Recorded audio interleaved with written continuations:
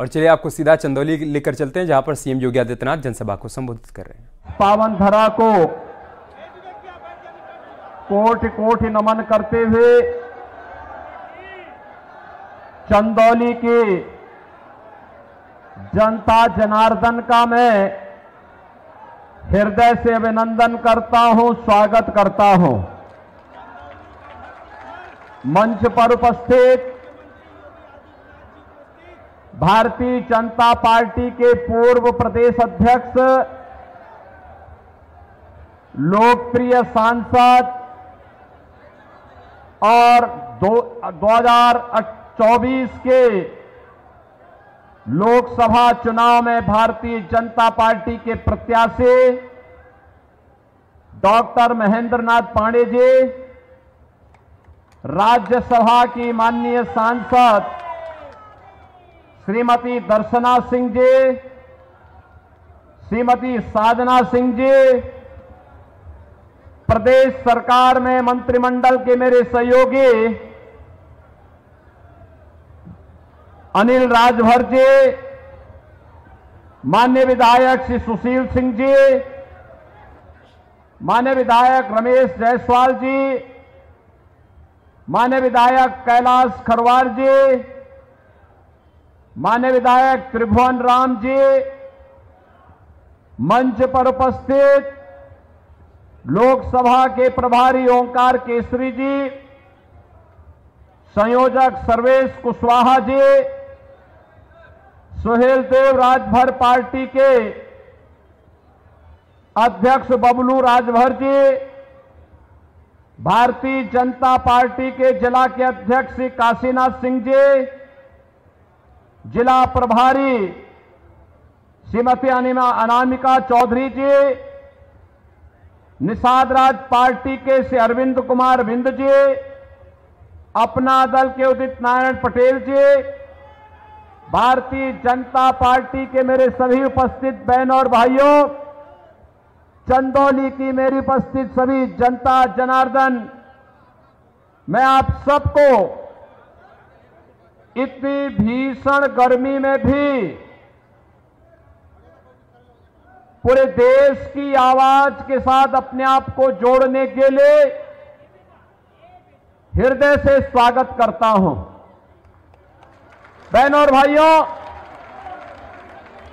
अब तक 5 चरणों के चुनाव हो गए हैं, आज छठा चरण हो रहा है और आज छठे चरण में देश के अंदर जो उमंग है, उत्साह है, जो पहले 3 चरणों में लहर थी, आज वह मोदी जी की सुनामी देखने को मिल रही है। चारों ओर एक ही भाव है, लोगों के मन में एक ही भाव है, एक ही भंगिमा है, एक स्वर है और एक ही नारा गूंज रहा है, और वह नारा है फिर एक बार और अब की बार 400 पार का नारा सुनकर के तो समाजवादी पार्टी के लोगों को चारों खाने चित हो जाते हैं, क्योंकि समाजवादी पार्टी के लोग इस बात को जानते हैं कि उनका चुनाव लड़ने का औचित्य कुछ भी नहीं, क्योंकि केंद्र में सरकार बनाने के लिए 273 सांसद चाहिए और समाजवादी कुल 60-62 सीट पर ही चुनाव लड़ पा रही है। बहनों और भाइयों, वे जनता से पूछते हैं कि भाजपा 400 पार कैसे पाएगी, तो जनता जनार्दन क्या कहती है? कहती है जो राम को लाए हैं, क्या चंदौली भी यही मानता है ना? मानता है क्या? थोड़ा हाथ उठा करके बोला करो, काहे है ना, मानता है ना? और इसीलिए जनता जनार्दन उन्हें जवाब देती है, कहती है कि राम भक्त ही राज करेगा दिल्ली के सिंहासन पर, और समाजवादी ठहरी रामद्रोही। समाजवादी पार्टी के सारे कृत्य तो रामद्रोही हैं। आप बताओ, राम भक्तों पर गोली चलाई थी कि नहीं चलाई थी? और राम जन्मभूमि और काशी में संकट मोचन मंदिर पर आतंकी हमला करने वाले आतंकवादियों के मुकदमों को इन्होंने वापस लिया था कि नहीं लिया था? यही अखिलेश यादव हैं जो आज समाजवादी पार्टी के अध्यक्ष हैं। मुख्यमंत्री बनते ही सबसे पहला फैसला इन्होंने आतंकवादियों के मुकदमों को वापस लेने का लिया था। बहनों और भाइयों, ये लड़ाई तो राम भक्तों और रामद्रोहियों के बीच में है। रामद्रोही जो विकास का विरोधी है, गरीब कल्याणकारी योजना का विरोधी है, रामद्रोही जो आतंकवाद और नक्सलवाद का समर्थक है, हर माफिया का शागिर्द है। और राम भक्त कौन? राम भक्त वही जो रामलला को 500 वर्षों के बाद विराजमान कर दिए, भारत का सम्मान बढ़ा दिए, भारत की सुरक्षा को पुख्ता कर दिए, भारत के अंदर विकास के बड़े बड़े कार्य ला दिए, गरीब कल्याणकारी योजनाओं के नए नए प्रतिमान स्थापित कर दिए और बड़े बड़े जो माफिया बनते थे उनकी राम नाम सत्य है की यात्रा भी निकाल दी है। भाई राम भक्त तो यही करेंगे ना, भाई सज्जनों का संरक्षण और दुर्जनों का स्वाहा। सहमत है? सहमत है ना? तो मैं यही कहने के लिए आपके पास आया हूं। परम राम भक्त हैं हमारे मोदी जी।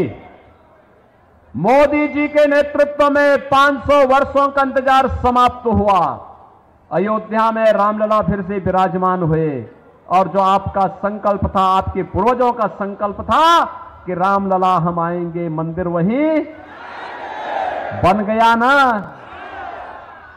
तो इसका श्रेय किसको मिलेगा? भाई देखो, मोदी जी तो नेतृत्व दे रहे हैं, लेकिन मोदी जी को और योगी जी को ताकत आपने दी है, आपने दी है, इसलिए श्रेय तो आप ही को मिलना है। पुण्य के भागीदार आप बने। कमल चुनाव चिन्ह पर जो भी वोट गया है, राम जन्मभूमि पर भगवान राम के भव्य मंदिर का श्रेय और उसका पुण्य भी उनके खाते में गया है।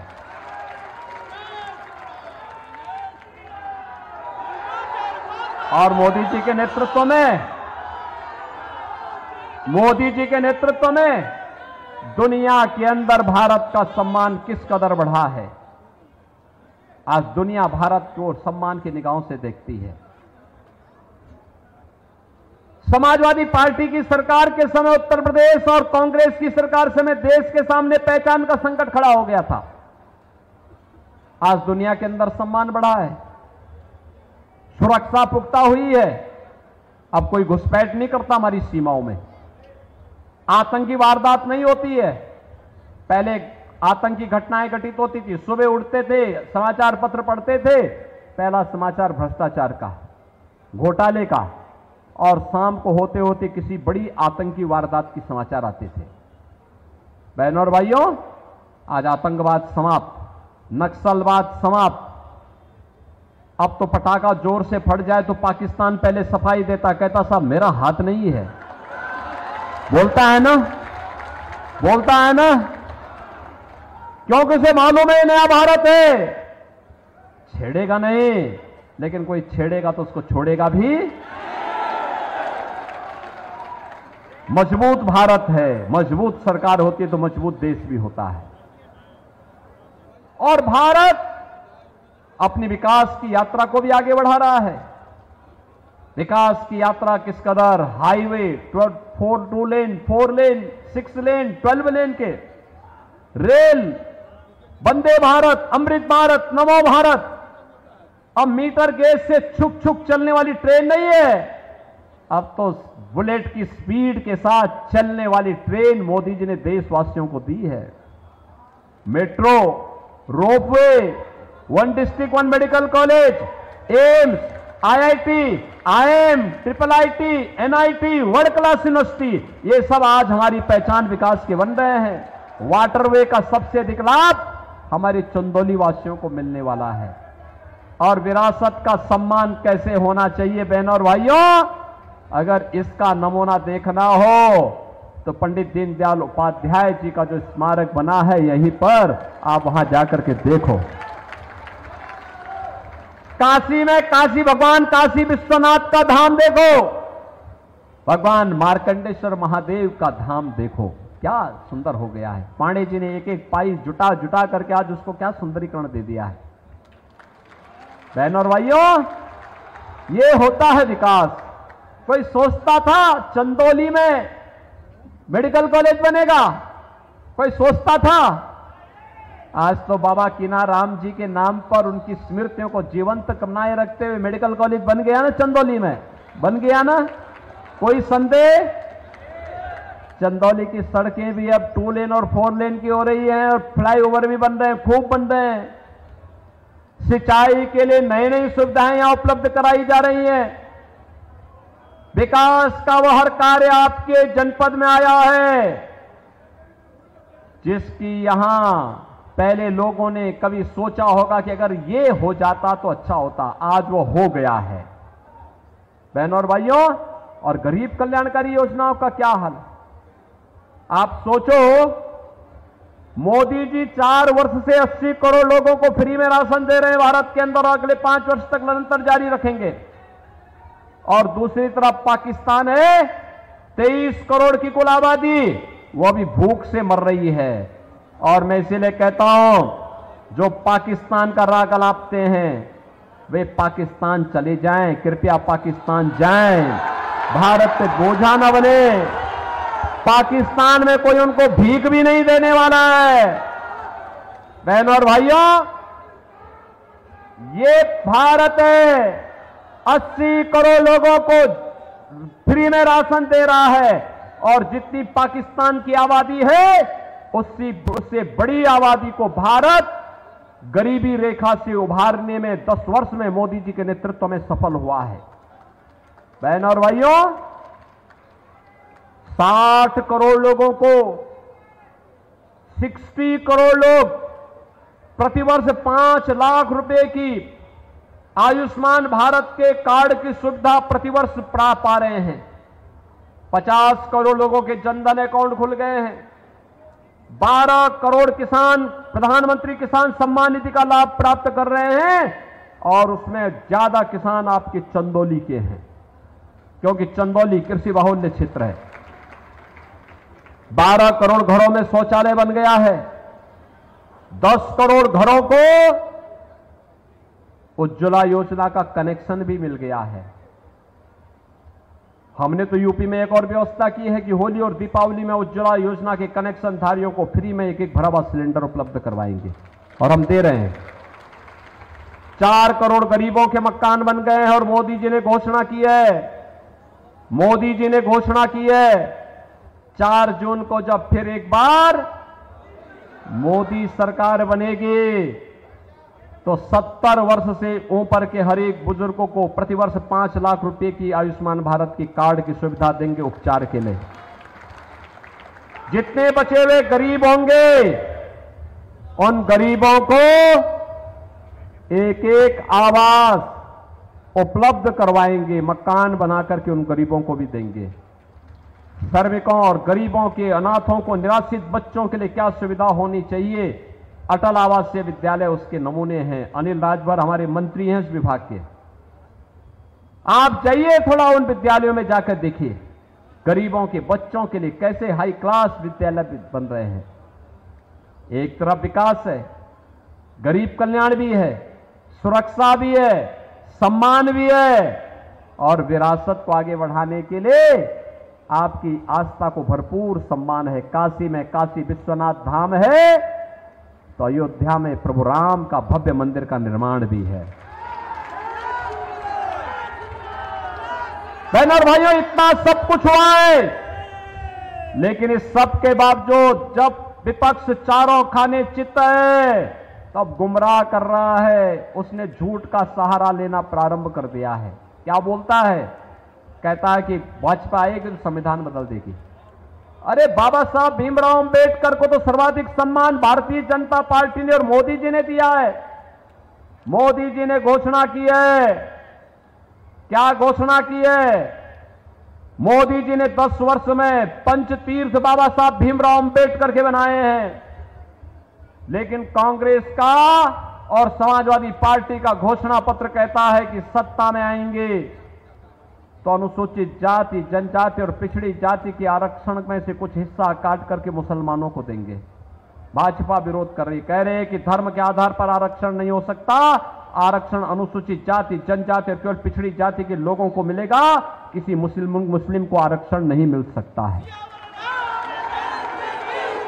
क्योंकि बाबा साहब भीमराव अंबेडकर ने कहा था धर्म के आधार पर आरक्षण देश के विभाजन का कारण बना था और यह फिर से हम भारत का विभाजन नहीं होने देंगे।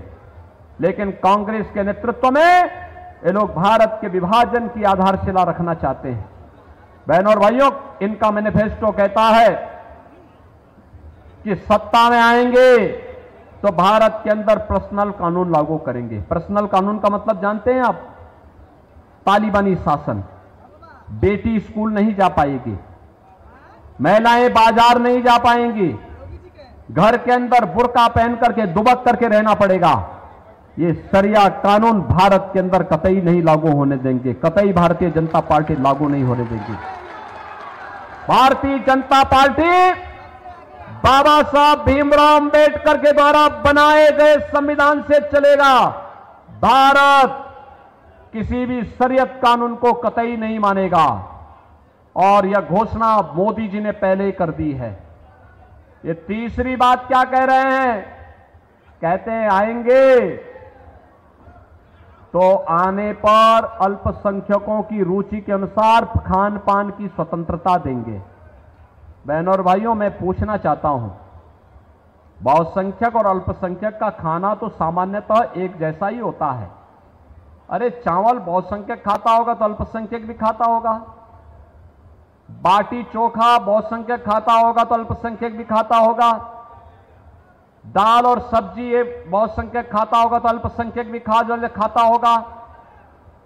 लेकिन एक जगह में आके ठहर जाता है, जब कोई मुसलमान कहता है कि मैं गौ हत्या करूंगा, गौ कसी करूंगा, तो हिंदू उड़ जाता है, कहता नहीं, जन्म जन्म का नाता है, गौ हमारी, जन्म जन्म का नाता है, गौ हमारी, बोलता है ना। गौ माता के बगैर कोई संस्कार हमारा संपन्न हो सकता है क्या? नहीं हो सकता। लेकिन एक कांग्रेस और समाजवादी पार्टी के लोग क्या कहते हैं? कहते हैं आएंगे तो गौ हत्या की छूट देंगे। क्या आप इसको स्वीकार करेंगे क्या? अरे जो राम जन्मभूमि का पुण्य आपके साथ जुड़ा हुआ है उसको पाप में मत बदलने देना, उसको पाप में मत बदलना। और इसीलिए हम लोग आए आपसे कहने के लिए, मोदी जी के नेतृत्व में आत्मनिर्भर और विकसित भारत की कल्पना को साकार करना है और उसके लिए चंदौली संसदीय सीट पर डॉक्टर महेंद्र नाथ पांडे जी को भारी बहुमत से विजयी बनाकर के भेजना है। महेंद्र नाथ पांडे जी जीतेंगे, कोई संदेह नहीं। लेकिन बहन और भाइयों, रिकॉर्ड चाहना, ये रिकॉर्ड वोट चाहिए, रिकॉर्ड वोट से जिताएंगे,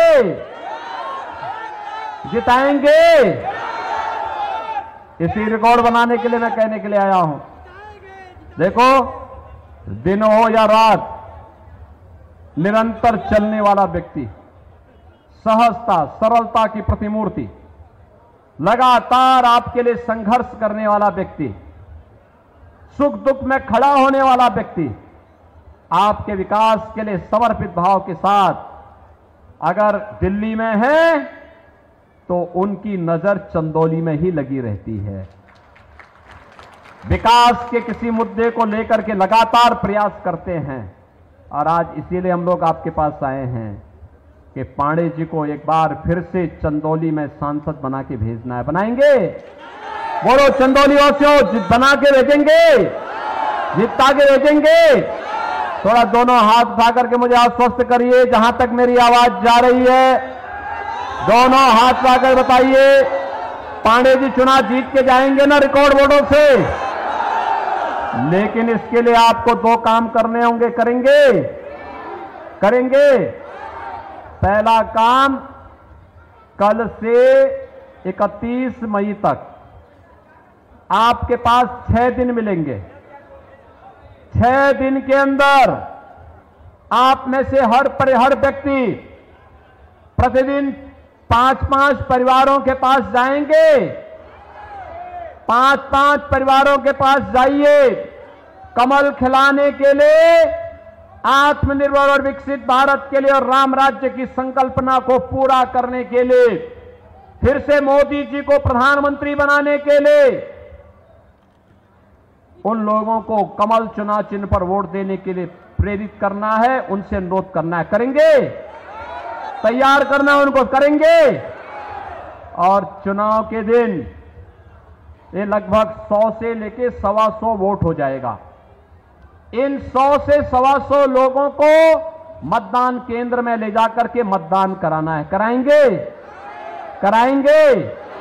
पांडे जी को भारी बहुमत से विजयी बना के भेजेंगे? तो फिर मेरे साथ बोलेंगे, भारत माता की, भारत माता की, भारत माता की जय श्री राम, जय जय श्री राम।